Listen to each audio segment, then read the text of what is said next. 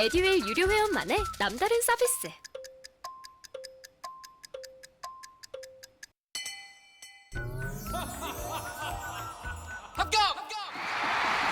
합격하고 돈도 받는 혜택. 오직 에듀윌 유료 회원에게만. 에듀윌.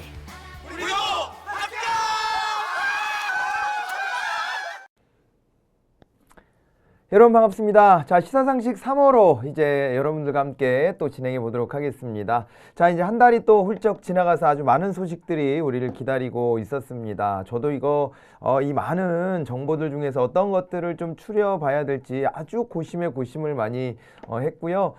근데 이제 그 중에서도 여러분들이 이제 꿈을 향해 정진해 나갈 때 요 정도 내용은 같이 좀 고민해 봤으면 좋겠다 싶은 것들을 중심으로 또 이제 선별을 해왔다는 점 말씀드리고 싶네요.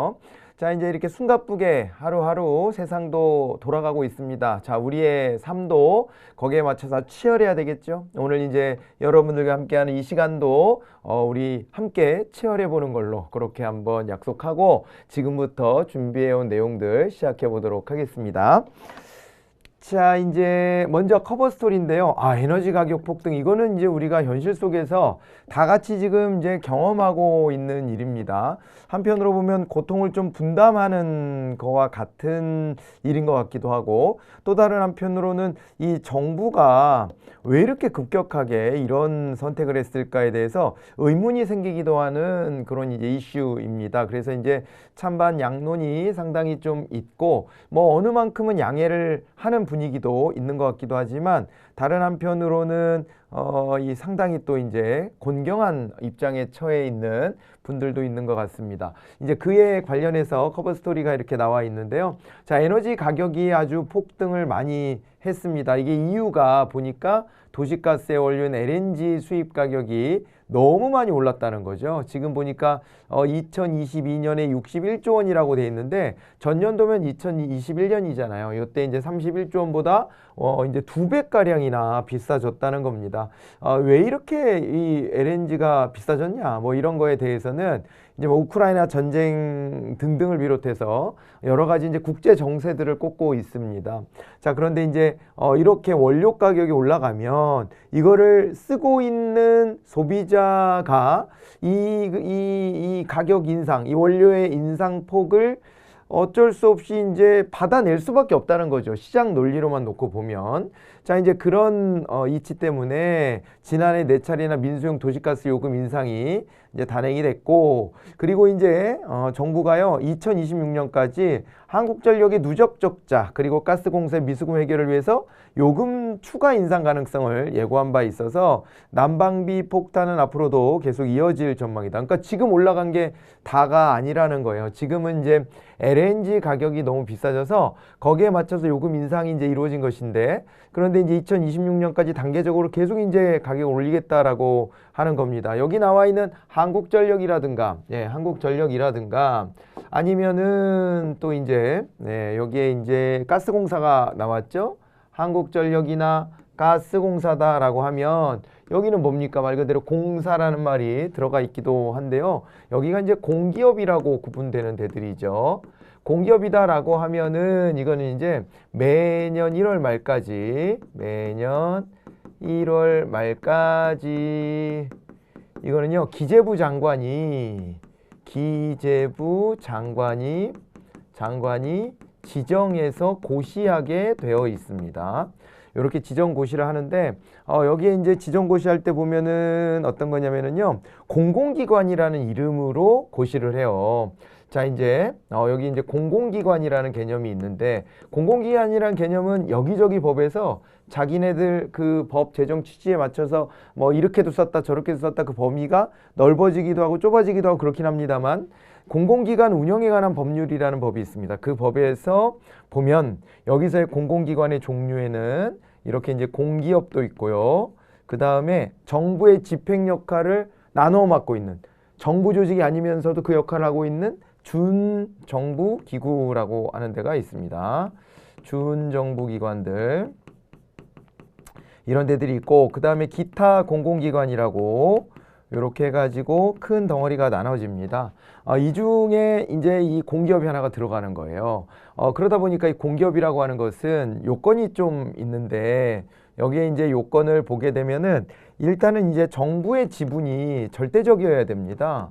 정부 지분이 이제 50%를 넘어서야 되겠죠. 50%를 넘어서야 공기업이다 이렇게 되는 거고요. 그래서 경영의 향방이나 인사권 같은 것들을 이제 정부가 다 쥐고 있어야 이 공기업의 지위를 획득할 수가 있는 겁니다. 거기다가 나름 막 이게 사이즈가 좀 있는 기업들 이런 데들을 따로 또 시장형 공기업이라고 구분하고 있기도 하고 뭐 여러 가지 이제 구분법들이 있습니다. 공기업에 대해서도. 자, 이제 그렇게 되는데 그런데 어쨌거나 이게 이제 정부가 영향력을 가지고 있다 보니까 지금까지 사실상 이렇게 한국전력 가스공사 같은 데가 적자가 좀 누적되더라도 국민들의 생활 물가가 급격하게 올라가는 것을 막기 위해서 어떻게 보면은 이 적자가 나는 기업들의 입장에 서기보다는 국민들의 입장에서 가격 인상의 요인이 있더라도 이걸 억제해 온 측면이 있었습니다. 이것은 뭐 보수 세력, 뭐 진보 세력 막론하고 지금까지 이제 민생이라는 이름으로 계속 이제 그런 틀이 유지되어 왔다는 것이지요. 심지어 이게 이제 시장 경제 원리를 많이 반영하겠다라고 선언했던 이명박 정부 때에도 그때도 이제 전기료 같은 거, 전기세를 현실화하겠다라고 이제 생각을 하고 대통령이 이제 한국전력의 사장으로 LG전자 이 사장을 지내셨던 분을, 그러니까 민간 대기업 CEO 출신을 앉힌 적도 있습니다. 그런데 막상 이제 그래서 이걸 이제 가격을 현실화하겠다. 한국전력이 일방적으로 손해보는 일을 더 이상 하지 않겠다라고 마음을 먹었음에도 불구하고 당장 여러 가지 정치적인 이슈들하고 맞물리면서 결국에는 전기세 인상을 크게 하지 못하는 이런 일도 있었습니다. 그 정도로 이 정부도 압니다. 요게 이제 원료 가격하고 이런 거에 준용해서 이런 거에 이제 연동해서 이제 결국에는 공사에서 판매하고 있는 상품들의 가격이 좀 어느 만큼은 좀 맞아 떨어져야 된다. 이게 뭐 민간 기업은 아니니까 이윤을 많이 창출해서 뭐 주주들한테 뭘 나눠주고 할 필요는 없잖아요. 그건 없더라도 어느 만큼의 현실적 이 경영의 지속성을 위해서 또 이렇게 가격을 인상해야 된다는 걸 알고 있지만 이게 막상 또 정치적인 합리성이라고 하는 기준에 입각해서 보면 하기가 어려운 거예요. 또 선거 다가오면 하겠습니까? 못 하겠습니까? 당연히 또 못할 거 아닙니까? 여러 가지 문제들이 있는 건데 이거를 지금 이제 이번 정부에서 이제 과감하게 그냥 시장 경제 원리를 좀 따라갑시다. 이렇게 선언해 버린 셈이에요, 지금. 그러고 있는 겁니다. 그래서 앞으로 더 올리겠다라고 했는데 모르겠어요. 이거 올리겠다라고 하고 실제로 이렇게 난방비가 올라가면서 이것이 지지율 하락의 요인으로 또 작동한다는 분석이 있기 때문에 당연한 거거든요. 그거는 뭐 어느 정부가 하든 간에 지지율이 낮아지면 낮아지지 올라갈 이유는 전혀 없어요. 그렇기 때문에 이게 이제 그런 그 충격으로 말미암아 앞으로 이렇게 계획한 것을 계속 할 수 있을지는 지켜봐야 되지만 방향성을 이렇게 잡았다는 것은 이제 우리가 또 확인해 볼 수 있는 대목입니다. 자, 이제 러시아산 천연가스 의존도가 높은 독일 같은 경우에는요, 주택용 가스요금을 3배 이상 올렸다라고 하죠. 그리고 유럽연합 국가 평균 2배 이상 가스요금을 인상한 것에 비하면 국내 가스요금 인상폭은 크지 않은 편으로 분석은 되고 있습니다. 그런데 마침 또 우리가 또 왜 지구온난화로 인해 가지고 제트기류가 제대로 형성되지 않으면서 북극의 차가운 바람이 그대로 다이렉트로 가로막히지 않고 그대로 한반도를 강타하고 그랬잖아요. 그래서 엄청 이제 추운 날씨가 설을 전후해서 있었는데 그때 이제 난방 좀 틀었다가 이번에 이제 그거 완전 폭탄 맞는 이런 일들이 있어서 어쨌거나 지금 뭐 여론이 아주 호의적이거나 그러지는 못하다 이렇게 봐야 됩니다. 그러니까 독일이 이렇게 올라간 거는 근데 이제 조금 더 설명 덧붙여드리면 독일이 러시아산 천연가스 의존도가 높잖아요. 그런데 러시아가 우크라이나를 침공하면서 러시아를 봉쇄하려고 하는 거거든요. 경제적으로. 그래서 이제 러시아산 에너지 같은 거 사주면 안 돼. 이런 게 또 이제 국제적인 합의나 압박 같은 걸로 작동하고 있기 때문에 독일 입장에서는 그만큼 타격이 클 수밖에 없는 겁니다. 싼 러시아산 천연가스를 가지고 오다가 그것을 이제 마음껏 하지 못하면서 이제 어려움에 처했다 이렇게 봐야 되고 뭐 이제 그런 맥락에서 본다면 독일이 꼭 기준이어야 하는 건 아닌데 어쨌건 다른 나라들보다 우리나라가 덜 올랐다라고 하는 얘기, 어떻게 뭐 이거 보니까 조금 안도가 되시나요? 어떠나요? 그래도 화가 나시나요? 예, 어쨌거나 우리나라도 예, 이게 많이 올라서 이제 그 이 충격을 호소하고 있는데, 특히 이게 경제적으로 보면은요, 이게 문제예요. 여기 보시면 이게 지금 우리나라가요 너무 급격하게 올랐다 뭐 이런 얘기가 뒤에 또 이제 좀 나와 있을 텐데, 이게 이제 무슨 문제냐면은 이런 겁니다. 우리가 이제 경제는 연착륙이나 경착륙이냐 이런 걸 따져요. 그래서 이제 어떤 충격이 한꺼번에 몰려오면 이게 감당하기 힘들다라고 판단을 받게 마련입니다. 이게 어떤 변화가 있더라도 그 변화가 서서히 이렇게 올라오는 것은 그래도 감당을 해내요. 그런데 이것이 급격하게 갑자기 큰 변화로 꽝 하고 와서 때려버리면 그거를 감당하기가 힘들어지는 거예요. 이게요, 실제로 석유파동이라는 사건 기억하십니까? 역사적으로 1973년도 그리고 1979년도 두 차례의 세계적인 석유파동이 있었는데, 그때 석유 가격이요 몇 달러 안 했어요. 1배럴에 1배럴당 몇 달러 하지 않는 수준에서 2배가 올랐기 때문에 충격을 받은 겁니다. 지금은요 1배럴당요 뭐 100달러가 넘어간 적도 있거든요. 그럼에도 불구하고 견뎌냅니다. 석유 파동 같은 일은 안 나타나요. 왜냐하면 미리 얼마만큼 대비도 해놨고 이제는, 그리고 또 이제 이것이 막 2배씩 올라가는 이런 일들은 경험하지 않는 거예요. 근데 과거에는 그게 몇 달러 안 할 때, 그러니까 1배럴당 몇 달러 안 하던 수준에서 갑자기 2배로 올랐을 때, 그때는 경제 이 생활에서 감당하기가 어려운 겁니다. 그런 거를 생각해 보신다면 우리나라가 다른 나라보다 에너지 사용료가 많이 오르지 않았다 손 치더라도 이것이 갑자기 한두 달 사이에 급격히 이루어졌을 때는 타격이 클 수밖에 없다는 걸 한번 떠올려 볼 수가 있습니다. 그래서 야당에서는 이게 또 공격거리가 되겠죠. 예, 윤석열 정부가 취약계층을 위한 대책 없이 난방비를 크게 올려서 민생을 파산시켰다라고 비판을 했고요. 또 이제 방어 논리를 대통령실과 여당에서 만들어내야 되잖아요. 그런데 이 방어 논리가 좀 흥미롭습니다. 문재인 정부가 가스비 인상을 미루는 포퓰리즘 정책을 펴서 가스비를 더욱 높였다라고 전 정부 책임을 이제 씌웠단 말이에요. 전 정부가 그러니까 이게 인상 요인이 계속 있었는데 그 인상 요인을 자꾸 묵살하고 그 공기업들의 이 적자를 누적시켰기 때문에 어쩔 수 없이 지금 와서 올리게 됐다. 뭐 이런 식의 이제 논리가 되는 것이죠. 그렇게 되는데 뭐 일면 타당한 면도 있겠습니다만은 문재인 정부 때는 또 문재인 정부대로 나름의 논리가 있었다고 합니다. 뭐 그때에는 또 이제 이게 뭐 코로나 같은 것도 이제 오고 코로나19 사태 이런 것도 오고 그러면서 이거를 뭐 이제 인상시키기가 어려웠고, 그리고 이제 그로부터 뭐 얼마 지나지 않아서 이제 우크라이나 사태도 벌어지고 한 건데, 뭐 이 과정에서 가격을 급격히 올리기가 너무 어려웠다. 서민 경제가 너무 힘들었으니까 이제 그런 얘기들을 하고 있습니다. 뭐 어찌됐건 근데 지금 집권한 여당 입장에서는 그때 조금 올려놓지 그랬어. 그거를 안 올려놓으니까는 지금 와서 이렇게 된 거잖아. 라고 이제 항변하고 있는 그런 대목입니다. 자, 그런데 이 대목에서 우리 이제 요 시사상식 교재가 허수아비 때리기 오류라고 하는 개념을 설명을 했습니다. 허수아비를 때려봐야 뭐 타격이 있나요?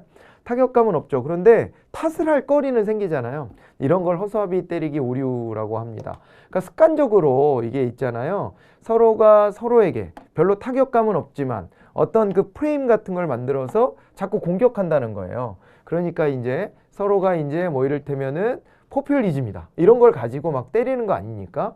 포퓰리즘이라고 얘기를 하는데 뭐 이제 상대방이 뭔가 좀 인기를 끄는 정책을 쓰거나 재정적으로 좀 돈이 많은 정책을 쓸 때면 뭐 느닷없이 이제 포퓰리즘이라고 이제 주장을 한단 말이에요. 근데 사실은요, 포퓰리즘이라고 하는 거를 잘 구분해 봐야 돼요. 이 말이 생겨난 것은 이 페로니즘하고 맥락이 좀 닿아 있는데, 그 남미 아르헨티나에서 페론 정권이 등장한 적이 있잖아요.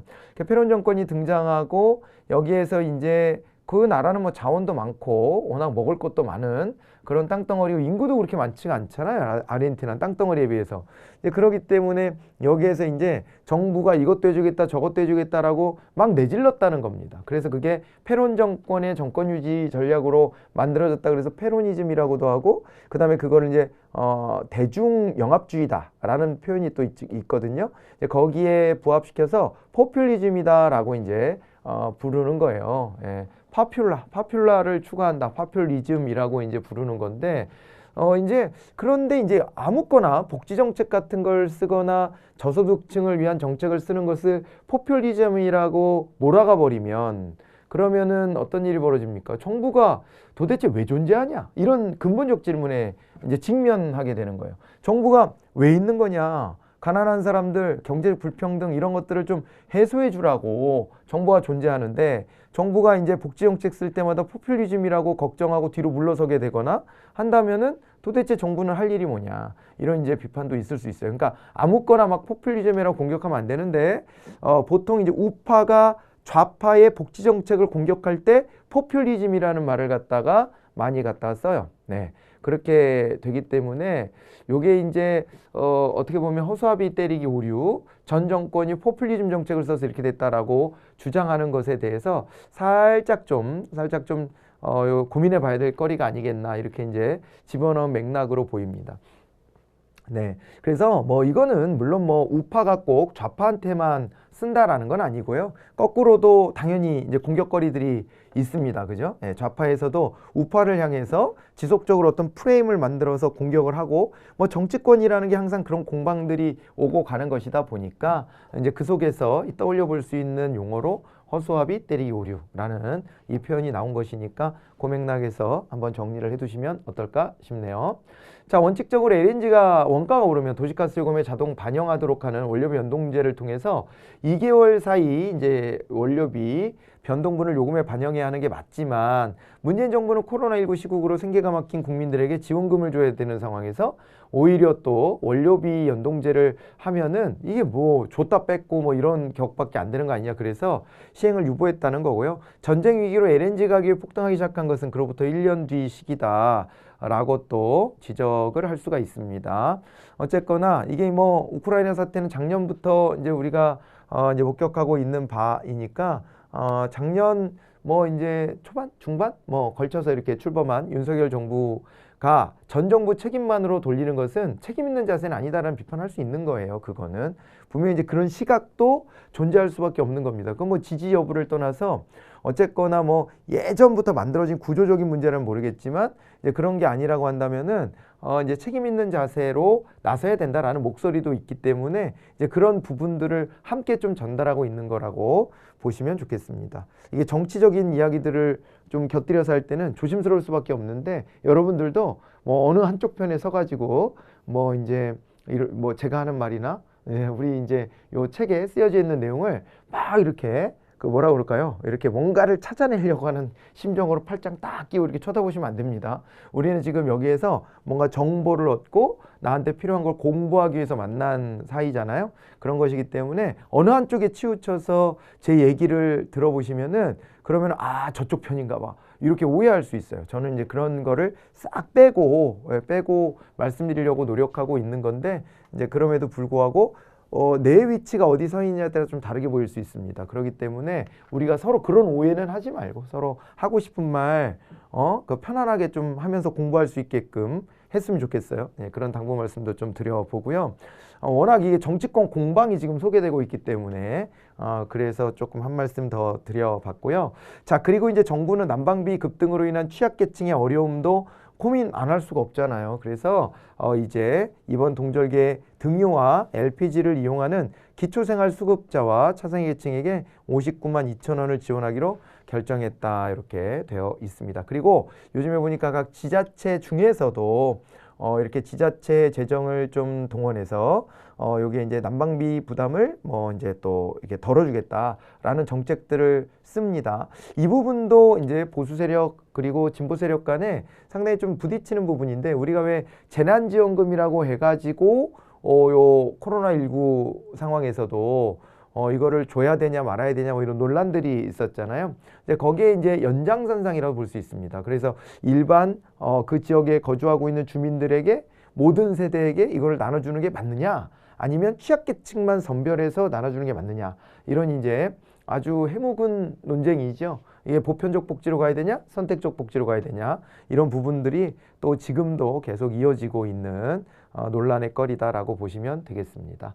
자, 요게 이제 요 커버 스토리에서 주로 소개한 얘기고요. 용어 몇 개만 좀 정리하고 마무리해 볼까 하는데요. 기초생활수급자라는 용어가 나왔어요. 이게 뭐냐면은 소득 인정액이 중위소득의 30에서 50% 이하인 사람이다. 중위소득이라는 걸요, 산술 평균값으로 헷갈리시면 안 돼요. 우리가 이제 소득 수준을요, 1인당 GDP 같은 걸로 나누면 산술 평균을 낸 거예요. 그러니까 전체 우리나라에 걷어들인 GDP 액수를 인구수로 나눠버린 거거든요. 그래서 평균값을 내는 거라고 한다면 이 중위소득이라는 말은 평균값하고는 좀 다른 개념이 됩니다. 중위소득이라는 게 평균값하고 달라갖고 이게 어떻게 되냐면 자, 소득 수준에 따라 갖고 여기가 이제 고소득, 여기가 저소득이라고 했을 때 이 소득 순서대로 줄을 쭉 세워요. 그리고 가장 가운데 있는 사람을 딱 찝습니다. 그리고 이 사람의 소득 수준을 묻는 거예요. 여기가 중위자가 되고요. 중위자라는 표현을 쓰고 여기에서의 소득 수준을 파악하면 이게 중위소득이라는 개념이 됩니다. 서열상 딱 정중간에 있는 사람이에요. 서열상. 평균을 내보면 우리나라 1인당 GDP가 뭐 지금 이제 3만 달러가 넘어가잖아요. 그래서 3만 달러가 넘어가면은요. 4인 가족으로 하면 3, 4, 12. 그럼 어떻게 되는 거예요? 3만 달러를 4로 곱해서 그걸 계산을 해야 되잖아요. 그러면은 이게 어떻게 되냐면은 이게 이제 3만 불을 가지고 계산하면 우리나라 돈은 3천만 원이 넘어가지 않아요? 그렇게 넘어가는데 3천만 원이 훨씬 넘어가죠? 그런데 그건 4인 가족 기준으로 하면 그러면 한 가구당 평균 이제 소득이 1억 한 5천 가까이 되냐. 이렇게 계산이 돼야 되는데 그렇지 않잖아요, 현실이. 그게 왜 그러냐면 그건 산술 평균값이라서 그래요. 그거 말고 중위소득자를 기준으로 하면 서열의 개념을 여기다 넣어가지고 조금 더 유의미한 통계들을 좀 찾아낼 수가 있거든요. 그래서 여기 중위소득의 30에서 50% 이하, 중위소득의 30에서 50% 정도 선을 여기 그어서 요 이하에 있는 사람들, 이런 사람들을 기초생활수급자로 정한다, 이런 얘기입니다. 자, 그리고 이제 차상위 계층은 뭐냐면 중위소득 50% 이하이면서 기초생활수급자에 해당하지 않는 사람들이 있다는 거죠. 여기가 약 중위소득자 소득의 30에서 50% 사이에서 정하고요. 여기를 저소득층, 여기를 차상위 계층이라고 부르자라고 하는 개념이죠. 됐나요? 네. 여기 저소득층을 이제 여기선 우리나라에 기초생활보장제도가 있으니까 그 이름에서 따서 기초생활수급자라는 말을 갖다 쓰는 겁니다. 네, 이렇게 해가지고 지금 나눠 놓고 있는 개념이에요. 그렇게 이해해 보시면 되고 2023년도 기준 중위소득은 4인 가구 기준으로 2022년 512만 1,080원 대비 5.47% 인상된 540만 964원으로 결정됐다. 커 보세요. 우리나라 1인당 GDP 개념으로 따져서 4인 가족 따진 것보다 훨씬 적잖아요. 그죠? 훨씬 적어요. 왜냐하면은 연간 그게 1억 5천 된다고 쳐도 그 뭐 한 달에 한 1,000만 원 이상씩 돼야 되잖아요. 근데 그렇게 안 나오죠. 중위소득은 밑으로 이렇게 쭉 여기 가운데니까 평균보다는 밑으로 쭉 깔아앉게 되어 있습니다. 왜 그러냐면 평균을 내면 뭐 대기업들이 벌어들인 GDP까지도 전부 다 평균값에 녹여내야 되기 때문에 이게 좀 이렇게 수치가 다르게 나오는 것이다 라고 봐두시면 좋겠습니다. 자, 커버 스토리는 이 정도 하고 잠깐 우리 쉬었다가 정치 행정 쪽으로 들어가 보도록 하겠습니다. 에듀윌 합격 패스.